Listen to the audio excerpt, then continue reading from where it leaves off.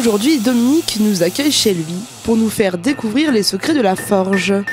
Cet art ancestral de la métallurgie est l'une des plus anciennes techniques développées par l'humanité pour travailler le métal. Dominique a fait de cet art une passion et a suivi quelques formations qui, aujourd'hui, lui permettent de réaliser toutes sortes d'objets.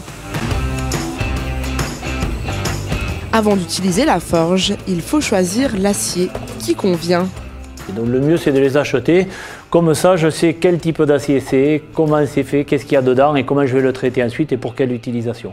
Certains aciers c'est sous forme de barres comme ça, que je marque systématiquement dessus. Donc ici j'ai une lame, tu vois, que je suis en train de faire, j'ai forgé, maintenant il va falloir la nettoyer et la finir.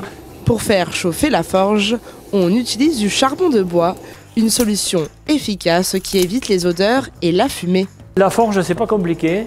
Ça se résume, c'est vite fait. 50% de la forge, au moins, c'est la maîtrise du feu. Il faut comprendre ce qui se passe et c'est nous qui le maîtrisons grâce à la manivelle.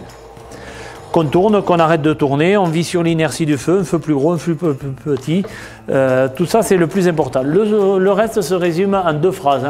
Un, chauffe et tape. C'est-à-dire, tu prends de l'acier, tu tapes. Tu vas former, tu vas modeler ta pièce. Et tant qu'il y a la matière, il y a de l'espoir. C'est-à-dire que si tu te loupes, c'est pas grave, c'est que de la ferraille, tu recommences. Et tu auras toujours appris quelque chose. Pour commencer, nous allons réaliser une petite œuvre d'art facile à forger qui va nous permettre de comprendre les différentes étapes. Donc c'est un bout de ferraille de construction, tout ce qui est basique, un acier doux. Il doit y avoir 0,3% de carbone dedans. La forge va monter jusqu'à 900 degrés. Le fer va rougir, ce qui indique qu'il est à la température idéale. Là j'ai un rond, une section ronde, je vais faire une section carrée, ça va me permettre de maîtriser les formes. Donc ça va être la première étape. Grâce à la chaleur, l'acier devient malléable et prend toutes les formes possibles.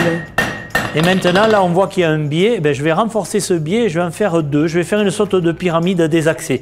Le but c'est de refouler la matière, c'est-à-dire de faire rentrer la matière à l'intérieur. Et non pas écraser la matière et l'allonger en l'écrasant. Comme ça, ça va renforcer la dureté, ça va renforcer la pointe de mon outil si je voulais faire un outil. J'ai amorcé ma pyramide décentrée, il n'y a que deux faces. Allez, on allonge un petit peu. La forme de l'enclume permet d'obtenir un nombre infini de mouvements et de déformations. C'est-à-dire que la pièce était là, mon marteau est venu taper à cheval là, ce qui est en contact avec l'enclume, forcément, s'est déformé, pas le reste. Une fois la forme grossièrement dessinée, on va utiliser le tranché d'enclume pour découper notre pièce. Allez, ici c'est pas mal. Voilà, la pièce est là, et maintenant je vais m'occuper de l'autre côté, la partie que je viens de couper. Je vais faire un nouveau dégagement de matière. Là on y va tranquille, ouais, c'est d'où l'importance de la maîtrise du feu. Je viens d'étirer une partie qui est fine, si je chauffe trop ça va cramer. Après c'est pas bien grave, c'est que la ferraille, mais bon. C'est un quart d'heure de travail à recommencer. Allez, attention, c'est parti. Alors là, grosse misère. Je l'ai aplati et du coup, notre pyramide, c'est devenu la forme d'une feuille. À l'aide d'un bédane, on va venir dessiner les nervures de la feuille. Alors, je te rappelle de quoi on est parti. Un rond comme ça. Donc là, avec ça, il y a quasiment presque toutes les opérations de forge. Presque. Dernière étape, le nettoyage à la brosse. J'enlève les impuretés qu'il y a dessus. Ça décape pas non plus, il y aura toujours une petite pellicule dessus noire qui est assez sympa, qui donne cet aspect brut de forge là. Nouvel exercice, forger la lame d'un couteau. Je vais commencer à refouler comme tout à l'heure. Petit à petit, on voit la forme de la lame qui prend vie. Là, on a la forme comme ça de la lame. Je dirais, oui, il n'y a qu'à aiguiser ça. Non, en fait, la forme de la lame, pour respecter le fibrage de l'acier, la pointe va se retrouver en haut. C'est quand je vais forger le tranchant que la pointe va remonter. Alors là, je vais forger ce qui sera le tranchant. La matière va être tassée à l'intérieur, mais ça va étirer aussi la matière. Donc ça va permettre de faire remonter la pointe sur le dos de la lame. Et ça va permettre aussi d'avoir de la matière beaucoup plus résistante, puisque ça sera entre guillemets tassé au niveau du tranchant. Ah, ça commence à prendre forme. Lapsus. Voilà, on commence à voir quelque chose qui ressemble à un couteau. Dernière étape, et pas la moindre, poinçonner la marque de fabrique. Une fois la forme forgée, on va commencer les traitements thermiques indispensables pour renforcer la lame. C'est l'étape de la normalisation. Il se trouve que quand on forge, à l'intérieur de l'acier, il se crée une structure cristalline qui grossit, on a un grain qui grossit. Donc là, on a du gros grain, c'est ce qu'il y a à l'intérieur de notre lame actuellement, plus ou moins. Et ça, c'est pas compatible avec la bonne qualité de la lame. Donc ces traitements thermiques que je vais faire, qui s'appellent la normalisation, auront pour but de réduire, de casser ce grain et qu'on arrive à avoir une homogénéité fine comme ça. Pour ce faire, on va refroidir rapidement la lame dans un premier temps avec le compresseur, puis dans un bain d'eau. Cette manipulation sera effectuée 3 fois de suite. On effectue ensuite un recuit, une opération qui peut prendre jusqu'à 4 heures. C'est-à-dire je réchauffe au rouge ma lame et je vais la laisser refroidir tranquillement. Moi j'utilise des cendres de bois, qui est un super isolant, et ça permet à la matière de se détendre. Il faut comprendre qu'on l'a forgé, on y a tapé dessus, on a pu créer des tensions à l'intérieur. Alors ça nous paraît droit, mais peut-être que c'est tendu. Et le fait ensuite de tremper, la lame va se tordre. Donc pour éviter ça, on chauffe la lame et on la laisse refroidir. Et comme ça, si elle se tord, il suffit de la redresser à la forge. Prochaine étape au backstand, pour blanchir la lame. Pour durcir la lame, on va réaliser l'étape de la trempe, qui consiste à chauffer la lame, puis à la tremper dans un bain d'huile. Pour le revenu, Dominique va venir chauffer la lame à l'aide d'un bloc brûlant. Le but, c'est que la chaleur de mon gros bloc d'acier se transfère à la lame. Et la température doit être assez précise.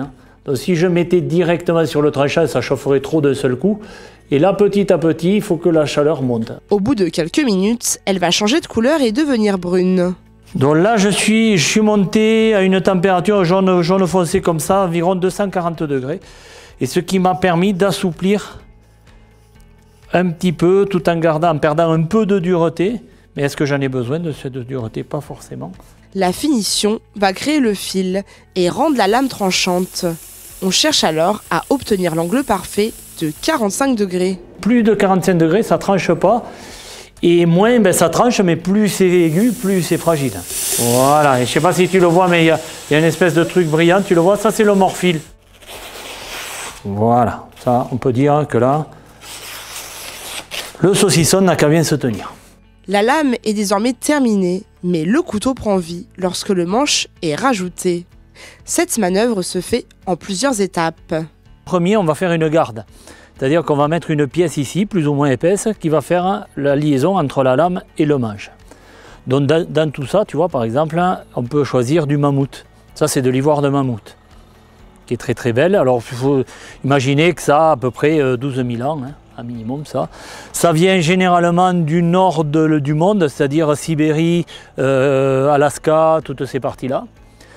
Et on pourrait imaginer, tu vois, en couper un bout là, faire un trou bien sûr de la forme de la lame qu'on ajuste patiemment, et ça pourrait venir faire cette partie. Et après, alors il y a d'autres matériaux, on pourrait prendre du bois de cerf tout simplement, le cerf qu'on a chez nous.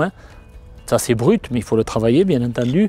On pourrait prendre par exemple du phacochère, ça c'est des petites chutes d'ivoire de phacochère qui pourraient venir, tu vois, si on en prenait une, ça pourrait très bien venir faire ici la partie de garde. Une fois la garde montée, il va falloir trouver un bois assorti qui va recouvrir la soie. On va mettre la garde et ensuite je vais rentrer ça va être collé avec des colles modernes époxy, là il n'y a plus rien qui bouge.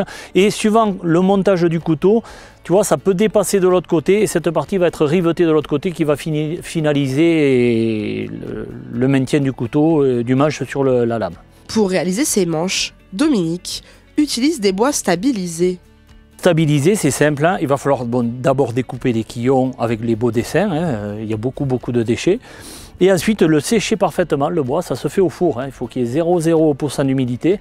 Et ensuite c'est trempé dans des résines spéciales, cette résine va envahir le cœur du bois. Remplacer, si tu veux, toute la partie vide par des résines. Je fais ça avec une pompe à vide, sous vide, pour que ça aille bien à cœur, que ça soit imprégné. Et ensuite, cette résine est chauffée à 90 degrés et elle durcit à ce moment-là. Le quillon de bois devient alors très résistant et imperméable. Des pièces uniques qui parfois sont colorées. Un travail exceptionnel qui rend chaque couteau unique, comme ce futur projet réalisé avec une garde en dents de phacochère. Une fois que c'est collé, ça ressemblera à ça, bien sûr collé. Et après, il y a le dessin du couteau qui va venir. C'est-à-dire qu'il va falloir concevoir la forme du manche. Dans la ligne, je suis très attaché aux lignes, tu vois, qui suivent bien, qui soient harmonieux. Pour garder une certaine harmonie, les manches font en général 11 cm pour une lame de 10 cm.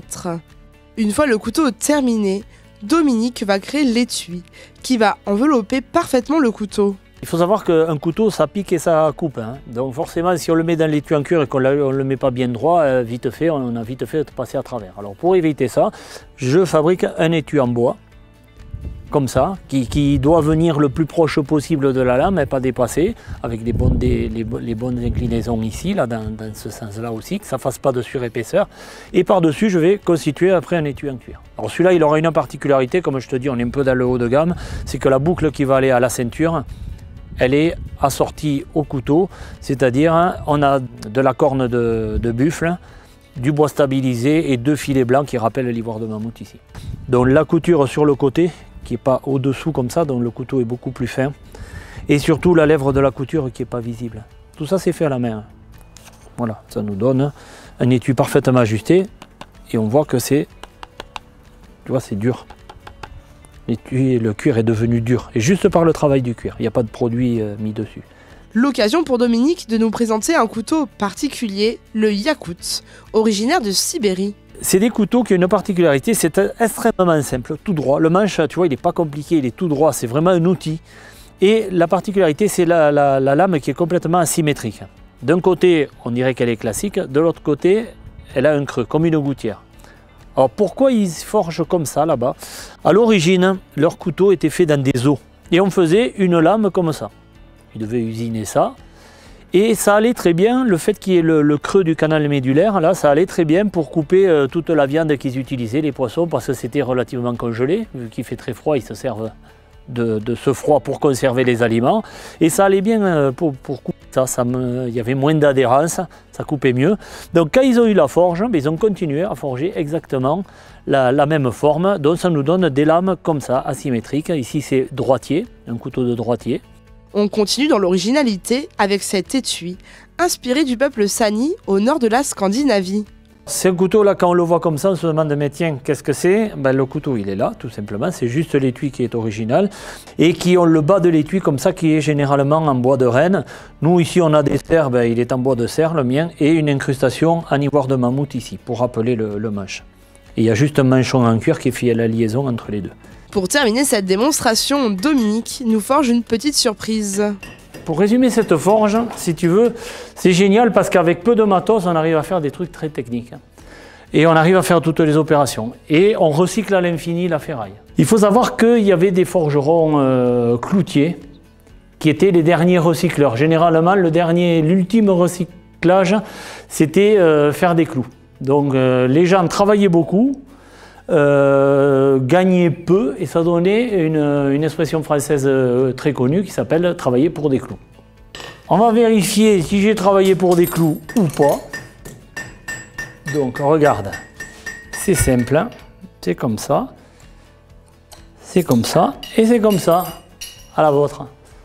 Contre toute attente, cette nouvelle pièce n'était ni une boucle d'oreille, ni un bracelet, mais un décapsuleur. Dans la forge, la seule limite est donc votre imagination.